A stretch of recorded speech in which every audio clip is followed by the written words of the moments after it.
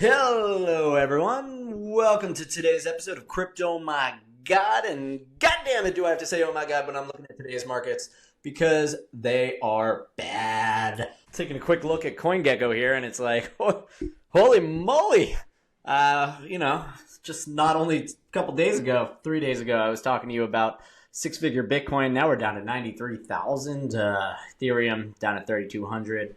A lot of blood across the entire landscape. Can we get anyone? Ooh, Hyperliquid, giving us a little green. Hyperliquid's really cool for trading perpetuals or longing, shorting with leverage. Anyway, give it a try. We'll talk about that as well. Anyway, aside from that, it's looking pretty bad. Looking pretty bad. Movement Labs, a very cool project that is connecting the Facebook DM Move language. It's a programming language called Move with the Ethereum EVM. But look, guys, we got two projects here. I don't even know what XDC is, but man, it's brutal out there. It's absolutely brutal. Now, let's talk about why, okay? I've actually been through a gazillion drawdowns in my era.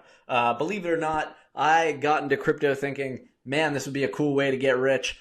Little did I know that you would make wealth and lose wealth at such an insane level that it actually becomes addictive and you stick around for a while. But, in terms of pullbacks, this isn't really all that much. This is pretty par for the course. Now, we are going through some macro events, I think, globally. There's obviously a lot of change happening right now. However, let's look at some of these positives, right? There's one thing that I have to say is probably the most preeminent and mind-blowing part of the Bitcoin adoption curve. I would say differently for the technical curve. But for Bitcoin itself, we're seeing El Salvador, we're seeing Bhutan becoming substantially stronger by holding Bitcoin on their balance sheet.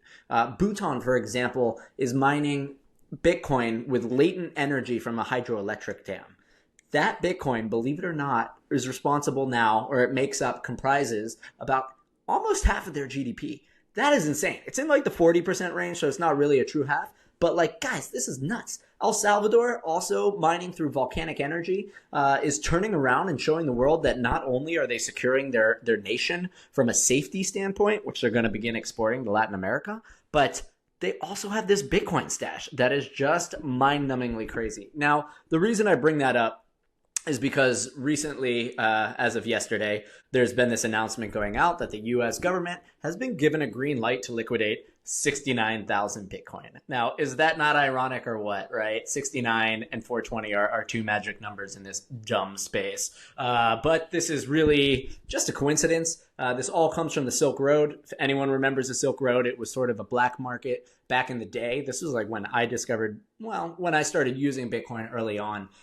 Fun fact, many of the early Bitcoiners that I know got extremely rich from buying Bitcoin to purchase drugs or to sell drugs on the Silk Road, or they were just actually poker players that used Bitcoin for digital poker.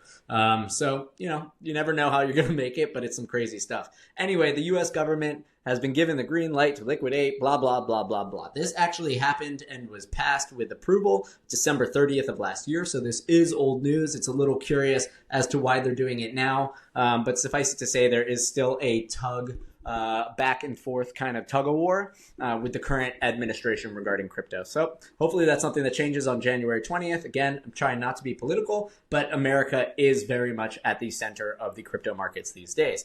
It's something that I will say is probably for better than worse, given that the past 4 years, the United States has really pushed any sort of founders, development, or wealth accrual away.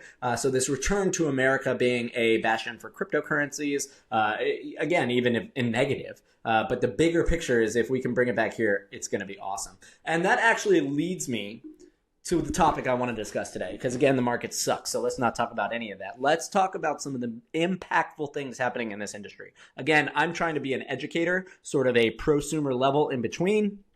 Don't want to get too technically in the weeds of anything, but I want to make clear to people why this is so powerful. And what we're going to talk about today are stablecoins. Honestly, they were something that back when I was interested in the technology, you're like, why would I want a coin that stabilizes in $1? But, the reality is that stablecoins are America's hammer to conquer the world and weaponize the dollar. I don't say that lightly.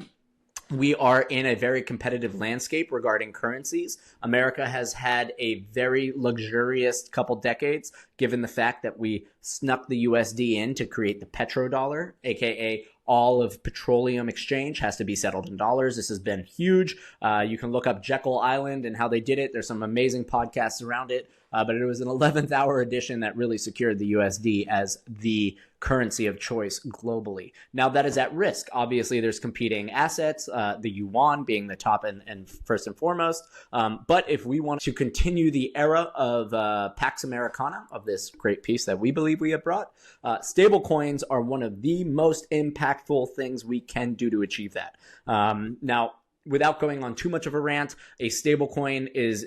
I wouldn't consider it a crypto. It technically falls under the RWA space. That stands for real world assets. The reason I would not call it a crypto is because even though it sits on Web3, you can hold it inside of a wallet like MetaMask or hardware wallets, which you do back up with a seed phrase. There is no true ownership and self-custody of a stablecoin asset. So even if it sits in your wallet, the issuer of the token has the ability to freeze it, to stop its transactions, to claw it back and withdraw it from your address. This is so obviously it can't be used in a nefarious way. One of the craziest things about the misconception of crypto is that it is good for money laundering. It is good for financing terrorism. The actual factual reality is that it is terrible for all these things due to its transparent nature. So things like stablecoins, if they get used to fund, let's say, the Iranian regime and terror, the issuers of these coins, which would primarily be Tether, a company called USDT as their asset, or USDC from Circle. They can just freeze these assets and claw them back. This is something that we've done in my businesses with clients who have accidentally sent their money to the wrong address or fell victim to a phishing scam. We can get directly in touch with the exchanges, and maybe they send their money to Binance, and Binance will close that off and restrict the motion of stablecoins. So they are not really a crypto in the sense that they are self-custodied, that you own them and that you control them. What they are these large companies saying, give us $1 and we will issue a single token on chain, and we will hold that dollar in a safe custodial way. Now, the killer behind it and why Tether is probably the most profitable company in the history of the world is that they take all these dollars and they use them to buy US Treasury bills. And they're able to hold that dollar one for one while collecting the yield on top of those T-bills. This, again, has made them the 16th largest purchaser of US T-bills internationally, globally. Not just Tether, but stablecoin purchasers. This is, again, another way that stablecoins reinforce the US and everything that we've got going on. So when we look at it, anyway, we're seeing, this announcement, maybe a drawdown right now on the Bitcoin price, just as people react. Honest to God, I'm seeing that we've kind of gone from a sell the news event with the Trump inauguration to now a buy the news event with the Trump inauguration. Again, we're going to see a lot of probably volatility as we rock into that. Now, to move on, just looking at stablecoins again, if I open up my Twitter feed today, I see right here $250 million worth of USDC, that Circle, has been minted at the Circle Treasury on Solana. So you can see that just in a unique fashion, stablecoins are not even beholden to any chain, right? They're chain agnostic. Who cares? They're just a token. So they can mint them onto Ethereum. They can mint them onto Solana. Recently, they've been added to Aptos, to Sui, so on and so forth. But these mints are indicative of people's desires to hold stable dollar-denominated assets on chain. Now, what is so amazing about these things, guys? The stablecoin world has been exploding recently. I'd like to start with this really amazing emerging market story on stablecoins brought to us by Castle Island Ventures. This is Nick Carter, probably the guy for stablecoins. He calls himself Stablecoin Nick. He's been a big proponent of them, and they put out some really amazing content. I'll add this into the description of this video. But it starts with this description of money, right? What is money? It's not a coin, currency, or a credit card.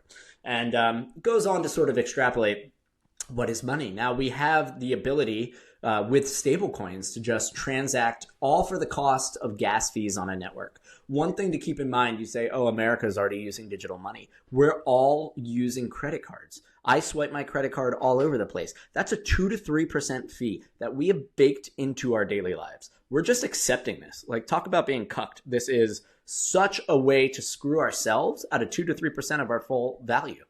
This is on money that's inflating every single day. So it's not really a good system.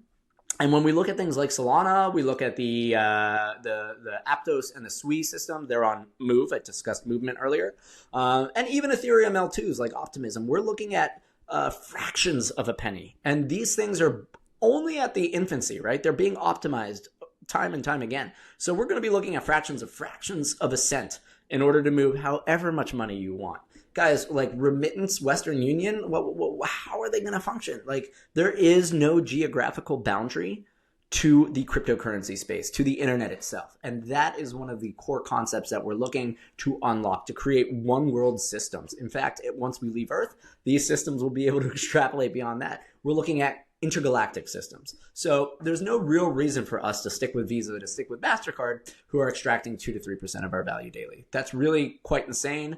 Let's see. If we look at this, it even says Visa has more than 4.5 billion cards worldwide, and collectively the reach is 130 million merchant locations. Guys, this is like so much money.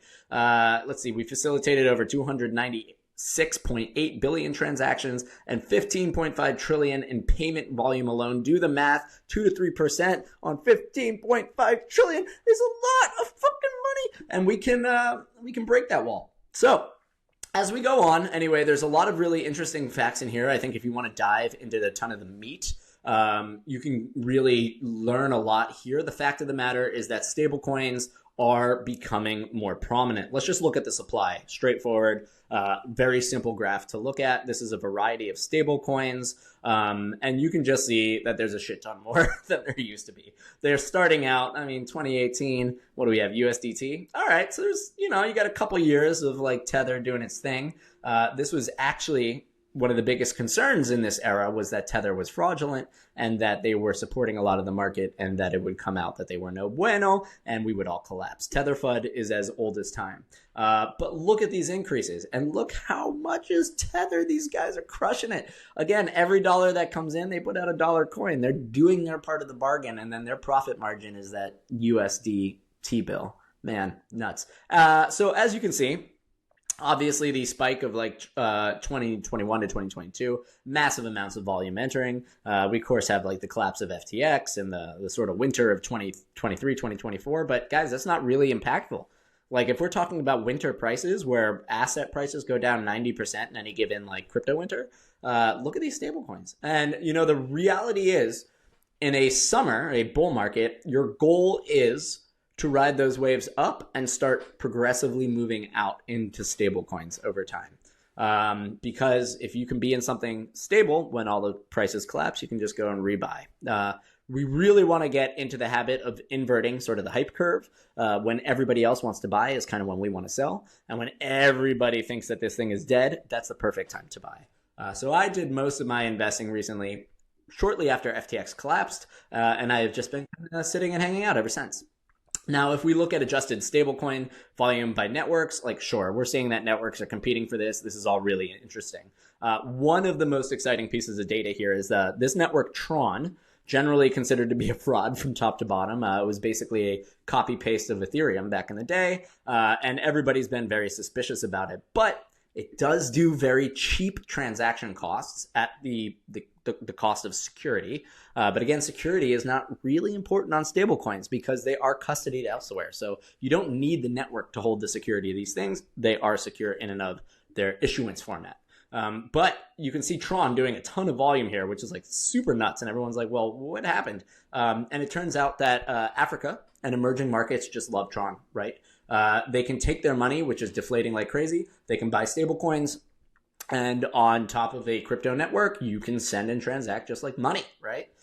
So you can start to see how places around the world, merchants, vendors, etc., that are earning in a local currency that is inflating like mad. And I've spoken to people in Latin America that have gone through hyperinflation events 3 to 4 times in their lives. And they'll be like, you have to realize if you earn $100 on Monday, it might be worth, 80 $70, $60 by Friday. This is a terrifying way to live your life. Your money is constantly getting away from you. And what do? So one of the most impactful things is to take that currency and say, you know what? I don't believe in you. I don't care about you. I want USD. And on the internet, they now have that opportunity. So this is some pretty wild stuff. Guys, I would highly recommend just getting into this if you're really curious and learning a lot more. I want to talk a little bit about sub-Saharan Africa. If we look at what I was just discussing, again, a lot of the adoption coming out of stablecoins right now is in the African regions, especially, what do I want to say? I think it's Ghana.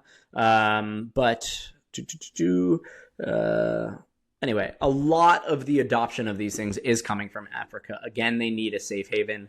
They don't really know any other way, and everyone's looking towards the US dollar. Of course, we want them to look towards the US dollar. That is the goal. We don't want them to turn to the yuan.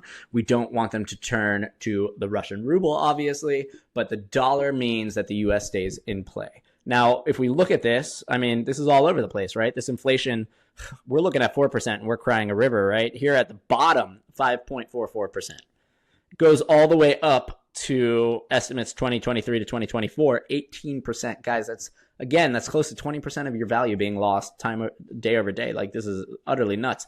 So this is where stablecoins really do come into play. And we can look at that inflation rate. Now, again, some key metrics. The stablecoin growth is just absolutely ballooning.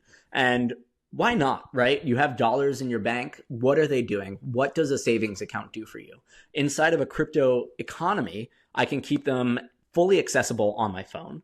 I can transact with, a beep and a boop, Apple Pay, all of these things. These are being built into the crypto platforms. And beyond that, I can go into DeFi ecosystems, which I will talk plenty about, and basically provide liquidity, which means DeFi is a banking network that has no middleman. The banks themselves make a lot of money because they sit on a lot of money, which they take from you, and they use that to create financial products with fees involved. So they're using your money to support these financial products. In DeFi, there is no central person no bank with a stash of cash to provide these products. What they do is they make the products embedded in algorithm, and they allow me, you, anybody else to come in and say, toss a couple bucks in there. And in return for putting your money at risk inside of these products, they will reward you with yield. So by fact of having a stablecoin inside of a crypto wallet, you could go into these protocols. You can do the risk, sort of the risk diligence as you see fit, and you can earn yield. And a lot of times, there's a lot of money moving. You can actually get to a vastly outpaced yield reward than you would ever see inside of a bank, inside of a T-bill, anything like that. Some of them are even pushing 20% with real fees. This is not like the Terra collapse of last time. Now let's look at the key metrics at a glance. Total transaction volume, 22.5 trillion. I mean, it's nuts. And there's no reason why total transaction volume shouldn't just explode. Again, we're looking at computational curves, Moore's law kind of thing. It's not really processors. This is just utility and adoption. But there's no reason for an asset on a crypto blockchain to sit still. That's just, it makes no sense. These things are literally made for what's called the velocity of money. Money in motion can capture fees. It can generate yield. So this is a very good reason for these things to balloon. Adjusted transaction volume, insane numbers, total transaction count.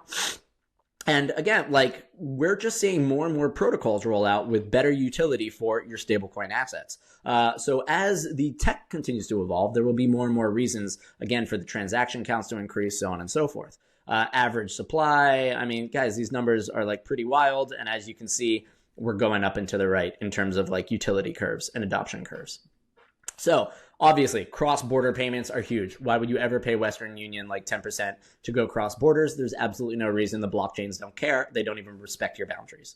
Hedging volatility. I mean, amazing ways to play bets in the crypto markets, obviously highly speculative, and then to exit with profits into something stable. Building savings, like I just said, just store those stable coins into good protocols that actually have a lot of adoption and utility, and you're going to earn amazing yield. And then, of course, on and off ramps. I mean, this is really referring to taking money in and out of the crypto ecosystem. But at the end of the day, we will get to a point where you can just Apple Pay with your stables because it doesn't really matter. These are all interchangeable. So you'll probably be spending straight out of your wallet. Stablecoin adoption in Africa, right? Like this is nuts. Sub-Saharan Africa as of October 2024, so pretty recently, they account for 43% of the total volume in the region. This is so nuts. We're looking at almost half of the trades. And why not? Again, their currency locally not doing so well. Nigeria, Ethiopia. Again, Nigeria saw nearly $59 billion in crypto transactions. Ethiopia saw a 180% increase. You got to realize these people don't have good access to financial rails. I mean, honestly, it's only been 50 years since women in the United States were given the right to open a bank account without a male cosigner. So we're going to look at the hyper adoption curve of what happened in the West over the past 50 years, but this is going to happen so much faster because people there have leapfrogged the computer space into the mobile space, and crypto is perfect for mobile. Adoption drivers, of course, currency devaluation in their local currencies, foreign exchange shortages, just means even if you try to exchange foreign currencies, there's just not a buyer-seller pairing, and they can't do it. Now, stablecoins don't care. You send it to the address, it goes. Financial inclusion, yep, bank the unbanked. I mean, we're all totally into that. And then remittances, guys. I mean, sending remittance via stablecoins can reduce fees up to 60% when compared to fiat options. Guys, for people that don't have money, like this is huge. It's kind of life-changing. We have the surge of stablecoins in Latin America. Kind of similar story to what's going on. And they're doing some amazing stuff just at the political level to change why they have hyperinflation. But the fact is they do. And they are also very keen to do this. There's actually, and I forget the term, but in Argentina, which is rampant with hyperinflation, there is a man who will come to your door sort of in a black market way, take your pesos and give you stable coins. Very much the same way I used to buy marijuana in New York City. But you can tell that whenever a micro market arises to fix a need, that need is very real. So we have some like amazing numbers here. This is all really nuts. And again, economic instability, remittances, financial inclusion. So obviously it has some pains, so on and so forth. But when we look at, remittances, I mean, there's just a ton going on here. And let's see, remittance apps give way to stable coins as a tool for cross-border payments. This is probably going to be one of the most profound flippenings, as we like to call them, of the asset world right now. And this is largely because remittance payment operators, they've been ignoring crypto. A lot of people have been pushing this off as a fringe technology. Meanwhile, I continue to see, I saw a 12-year-old developer at the recent conference that I was at, right? We can have science fair participants build something amazing that actually impacts the future of finance. Like, this is very cool. It's very open to the people that can contribute to the ecosystem. Unlike a bank, obviously you need to go through years of education even to wind up in a bank. Here, this is open. If you have a great idea, if you can implement it, and if it works, it will stick. So we've got some amazing stuff. This is actually my friend Matthew Seigel, head of digital research at VanEck. They put out a lot of really data-rich, heavy stuff. So remittance markets are expanding, but stablecoins are catching up. And this is what's important. The remittance providers will have a moment of sunshine, right? There is more reason for remittance as the currencies globally are all disconnecting.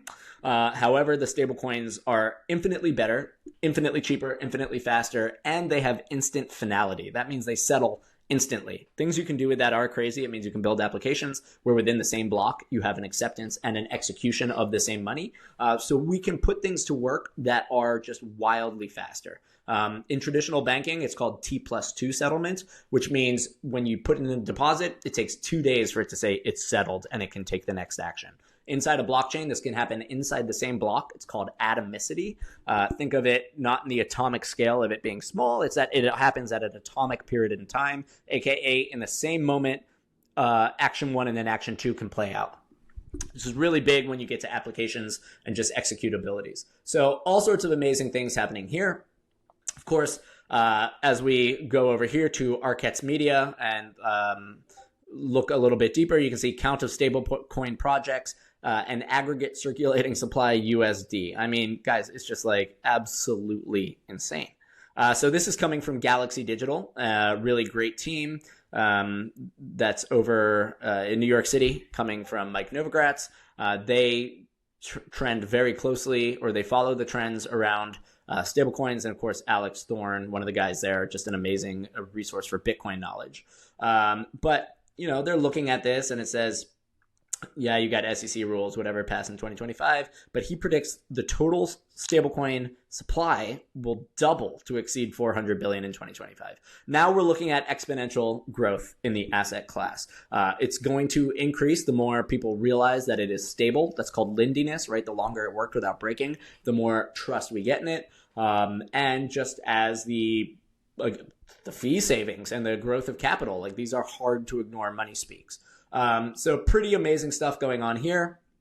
And then, of course, if we look at stablecoins in the emerging markets, there's just so much rich data. One of the things, just going back to remittance, is that the average cost to send $200. I just want to show you this pretty straightforwardly. Let's say we're sending $200. In fiat, you're looking at close to 15% of your cost. In stablecoin, it's just shy of over 5%. That will continue to go down. That's just technology developing. So total value received in Nigeria with a transfer size of less than $1 million. You can just see BTC, ETH, alt, stablecoin. The stablecoins are doing tons more volume. So it's quite a trip there. You guys can check out this report by Chainalysis. They generally track down nefarious blockchain transactions, so they're kind of a security team. And they just have a really nice report here. But, Nigeria all the way at the top, South Africa, Uganda, Kenya. And this, guys, I want to sum it up, keep it, short, and hopefully I can open up more things to talk about later. But this is how we proliferate the world with more USD. And the thing is, they want it. So there's no reason to keep somebody who's doing hard work, who's trying to support their family, from finding a stable way to build a savings, right? We have plenty of data that shows that simple savings can change everything in your world. In fact, being poor, poverty, and having the constant stress and struggle of capital is got the same impact on your brain as being inebriated. This is something that's very well studied. So you have to assume that, we want to get people out of this position. There's no reason for a large swath of the global population to walk around as though they're drunk purely because of the stress and the undue pressures that are put on them on society. And of course, capital markets that are just literally sucking the value out of their pockets. The US dollar as of now can do this. And it is in the United States' best interest to spread and grow the stablecoin supply and the adoption curve as far and as wide as possible. And so I'll leave you with that, just food for thought. But anytime you see on the television that they say crypto has no utility and these things don't do anything, you can come back and say, look at the stablecoins. Look at how they've been growing. Look at the lives that they've actually changed. And there's actually some great content. I know that the guys at Base from Coinbase have been doing a lot of time in different emerging markets so as to help people establish the way that we operate. And of course, I think one of the biggest things is we need point of sale contact devices, the boopity boop when you pay, to receive these stable coins and for merchants receiving them to feel very comfortable in how they're doing it. I don't think a business wants to worry over a seed phrase, over the ability to get hacked or phished, because phishing campaigns are so common these days. So we will get to self or to custodial accounts where merchants can again accept these assets. They can pay way less fees. Merchants pay a lot to use a credit card. So this is a win-win for everybody. And honestly, at the end of the day, stablecoins are America's hammer to maintain our position in the world and to keep not only the USD dominance, but to also help people develop savings and do some truly good humanitarian aid in that regard. Guys, it's always fun to talk to you about this. I have so much to continue to talk about, and the industry is so freaking crazy that it will continue to provide me with things to talk about. So again, I am reading your comments. I've got like 6 subscribers now, and it means the world to me. And thank you so much. And Alan, I saw you as your first subscriber. So just huge shout out, guys. And I'm going to continue doing this. So your support is extremely appreciated. Have a great day and good luck, everybody.